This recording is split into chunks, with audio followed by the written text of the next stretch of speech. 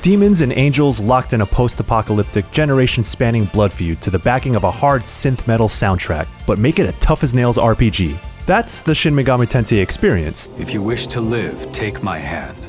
I sang the praises of Shin Megami Tensei V back in 2021 because of the way it embodied the series' ethos in modern form, and as per usual with developer Atlus, we now have a more definitive version a few years later in Shin Megami Tensei V Vengeance. Now let's kill this thing.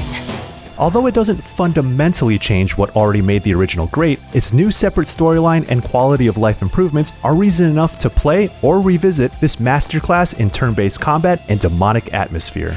Ruinous thunder!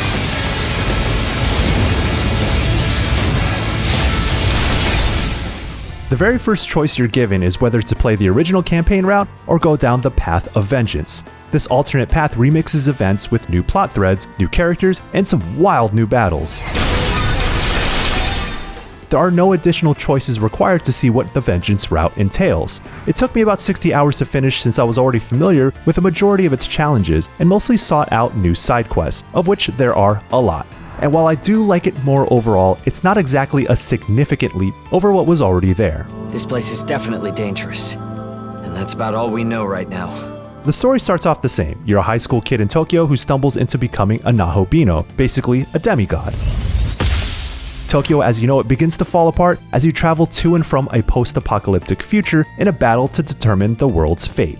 For roughly 1/3 of the runtime, events play out fairly similarly in Vengeance, except for two major points. The presence of both a new villainous group of demons known as the Kadishtu, and a new ally named Yoko Hiromine. I transferred over here since we'll be working together for a while. All of these additional characters sport amazing designs that bring out the best in SMT's art style, and they provide better context for this particular story's events.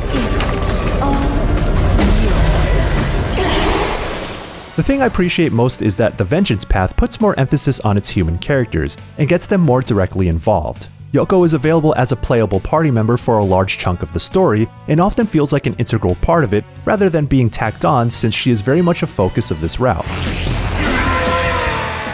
Existing characters like Tao have a more prominent role as well, joining the party early on and having a bigger focus throughout.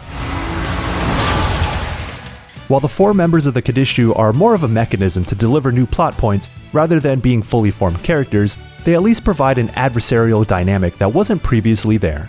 Where Vengeance takes a hard turn is in the third region, which is completely replaced by a new one that's built to encompass the shift in certain story beats. This also leads to a change in the mid-game dungeon that has its own unique aesthetic and set of gimmicks, although you can tell it borrows a lot of design principles from what it replaced. Things eventually merge back onto the original path, albeit with some remixing, so the new mainline Vengeance content isn't necessarily in addition to, but rather a detour to better fit the story events. And by the time you reach the finale, it will have treated you to some of the best moments in SMT5, Vengeance or otherwise. At last, you have arrived. Its larger theme of revenge doesn't exactly take center stage though, and the trope of destroying the world to start anew doesn't get some kind of meaningful examination since it's missing some of the connective tissue necessary to make it all work. So as it tries harder to deliver more story, it also opens itself up to a few pitfalls along the way. In its grand moments, the philosophical platitudes are what drive its events, and that's kind of the SMT way. Regardless, I can at least appreciate the effort that Vengeance puts into better contextualizing your exploration of Tokyo's demonic wasteland and the hard-fought battles you'll overcome there. SMT has always staked its claim on unforgiving turn-based combat, and there are moments in which Vengeance doubles down on that principle. You're still honing in on elemental affinities of your enemies and building a roster of demons who can exploit those weaknesses. Of course, in the most tense battles where I needed to carefully think steps ahead to plan buffing spells, hit weaknesses to earn extra turns, or strategically substitute demons in my party based on elemental affinities, I was reminded that SMT's combat system has some of the best turn-based mechanics around, even if it can be as punishing as it is rewarding. Having played on normal difficulty, just being at the same level as the bosses is not enough to get through them, and you will be tested on your mastery of this combat system as a whole. Even when you come prepared and think tactically about all the support skills, items, and elements available to you, your party is still going to be fragile. There comes a point where mainlining the story isn't enough to keep pace either, encouraging you to seek out side quests and level up that way. and boy howdy does Vengeance lay on a thick serving of side quests. I can't afford to fail. As far as I can tell, most of the original ones remain in the Vengeance route, and the aforementioned new region is jam-packed with its own set of side quests. They can rope you into tough mini-bosses, require you to find items out in the world, or spin off into short mini-games. Big and small, side quests all feed into painting a more detailed world as you develop a better understanding of the relationship dynamics of the demons in SMT's mythological multiverse. There's something special about the attitude of an SMT game that I can simply describe as badass, much of which comes through in its atmosphere and art direction, from the deranged demon designs that have evolved over the years to the sinister vibe of a Tokyo destroyed by the hand of godly powers. SMT V manages to evoke a unique sense of dread that lingers over its world. It knows it's cool as hell and doesn't care too much about being pleasant or palatable. Even when Vengeance appeals to our humanity more so than the original, it still maintains a certain darkness the series is known for. It's also a credit to its soundtrack, which effortlessly pumps you up for specific battles or sets an unmistakable mood in its overworld, bouncing between synth-infused metal and eerily catchy ambient tunes.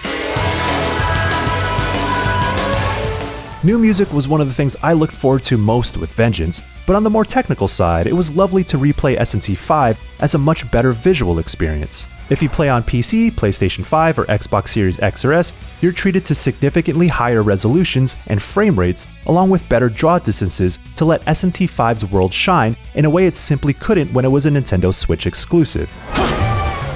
Vengeance is still available on Switch with all the essential features, of course, but I do think you'd be missing out on one of the best parts of this re-release playing it there, especially considering how the original struggled in terms of technical performance. Quality of life improvements don't end there. For example, the Demon Haunt is a hub area you can visit at save points to talk to demons and sometimes get items or a boost in their stats. As you progress in the story, you'll be able to get free bonus stat points to boost the main character's attributes in the Demon Haunt as well. Exploration in the overworld was quite tedious in SMT V, and still kind of is, but now you can pull up a bird's eye view at any point to get a better lay of the land and a better idea of how to get to hard-to-reach areas. This coincides with the addition of Magatsu rails, which are shortcuts sprinkled throughout the open regions that you skate on to get across the map faster or reach secret areas. And being able to save anywhere now is much more convenient because no one wants to lose chunks of progress because they got unfairly SMT'd in between save points. So let me handle this. I'll keep up the search on this end.